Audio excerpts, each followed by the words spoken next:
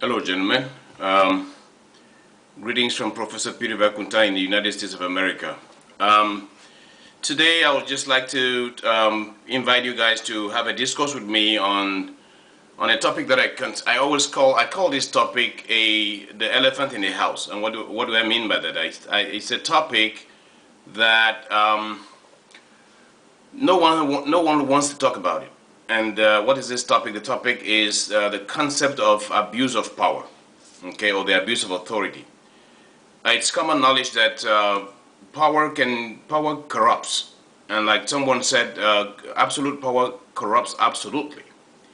And so today I think we should talk about something that I think we should not sweep under the carpet for many reasons. Abuse of power is pervasive, and it has huge ramifications on the international scene. And we have examples all over the world, ladies and gentlemen, that point to this idea of power abuse being very destructive and counterproductive.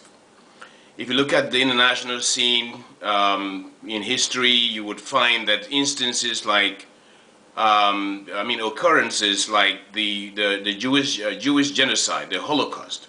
Okay, the Holocaust that was perpetrated by Adolf Hitler in Nazi Germany was a horrendous it was a horrendous event that led to the death of about 6 million Jews.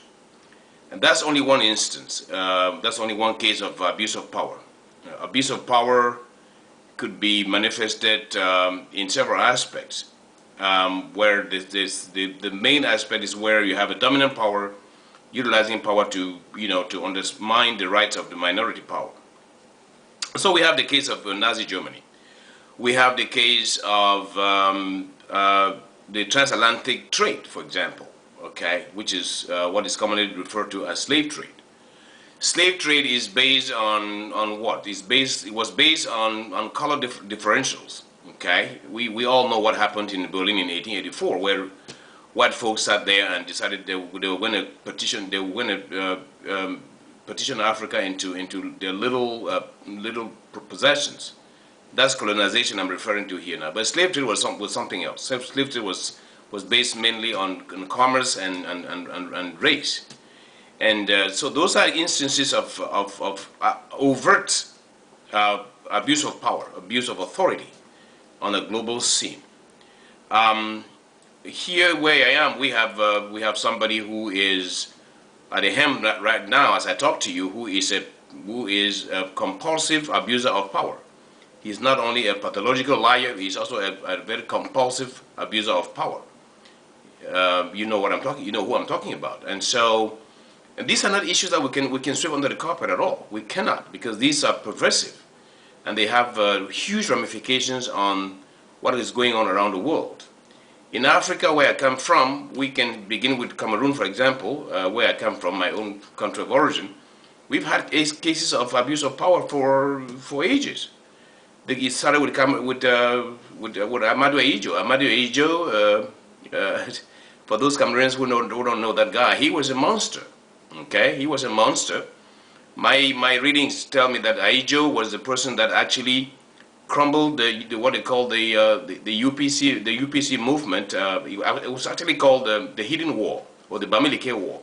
Ahidjo was very instrumental in getting the French people into Cameroon to destroy the movement that was spearheaded by Ruben Mnyobe. We have other cases in Africa. You take the case of South Africa, a country that I love so much. The apartheid regime in South Africa was a monstrous regime. If you think about what happened in that country, the Sharpeville massacre that happened in 1960, the Soweto uprising that happened in 1976, it all borders on abuse of power. And so we cannot close our eyes to that and say, well, it is history. Yeah, it's history.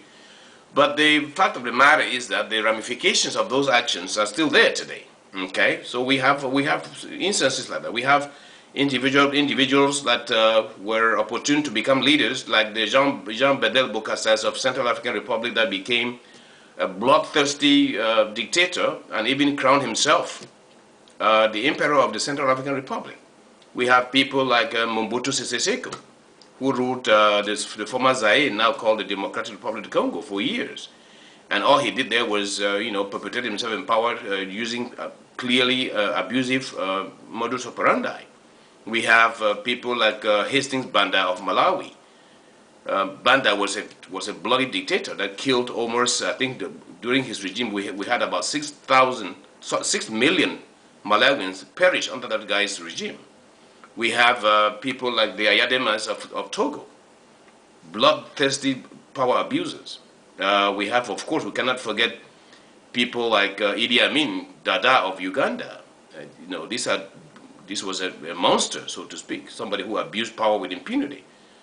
Many millions of people died under the Idi Amin. And so the list goes on, ladies and gentlemen, and we can continue to name them. There are so many of them on the African continent. There are many of them on the global scene. And this is the animal in the house, and we cannot continue to sweep it under the carpet. Like I said, we cannot continue to bury our heads in the sand like the ostrich, and believe that one day these abuses of power will just suddenly disappear. They don't disappear like that, because they get multiplied. They have what they call the multiply effect, and it even boils down. It comes down to areas that you would least suspect. In the family, for example, you could have cases of power abuse. We have instances like spousal battery. We have domestic violence. We have child abuse. We have rapes in the family. We have forced marriages in the family because of power, the manipulation of power. So we do have instances of power abuse that could be absolutely destructive to our collective welfare. The church, the most sacred family in the world, the church, is not free of power abuse. We have the case of pedophilia in the Catholic Church. Everybody who is current knows about pedophilia in the Catholic Church. That was very, very destructive, where the priests were literally, abusing the little kids that were entrusted to their care sexually. It was a disgrace, to say the least. And when that is not unique to the Catholic Church, we have other churches who are doing the same, where the pastors are doing the same thing. They're sleeping with little children, they're sleeping with people's wives in the church, they're sleeping with choir members, and so on and so forth. So we cannot close our eye, turn a blind eye to these occurrences, and hope that it will disappear. It doesn't dissipate, ladies and gentlemen. An evil is an evil, and as soon as we give it, we turn a blind eye to it, it grows. It's not going to disappear, because evil evil gets multiplied because of inattention. And so these are some of the issues, and we're talking about misgovernments around the world, particularly in Africa. It's because people abuse power. I've said this in one of my other videos where I talked about ethnocracy in African politics. Once people cannot respect the constitution of the nations that they govern, that's clearly an abuse of power. So politically, abuse of power is detrimental, is destructive. And so we cannot not look at these things squarely in the face and propose solutions. And so what is my solution today? Okay, it's good to, again, like I said, I'm not an armchair critic. I look problems squarely in the face, and I make proposals. How can we solve the problem of power abuse in Africa and on the global scene? Again, as a pedagogue, I think the number one tool is to educate people. Okay, we can begin with the system, the school system, and educate people to not be authoritarian, and educate people to be honest, and educate people to be humble. Because some of these instances that some of these folks that I've referred to, they are people who are megalomaniacs. They are power drunk. The Idi Amins, the Mobutus, the Aijos, the Hastings Bandas, the Ayademas of Togo. They are people who are completely power drunk. They made themselves into demigods, and that's how they became compulsive power abusers. And so I think that the first solution, as far as I'm concerned, ladies and gentlemen, will be to review our curriculums. I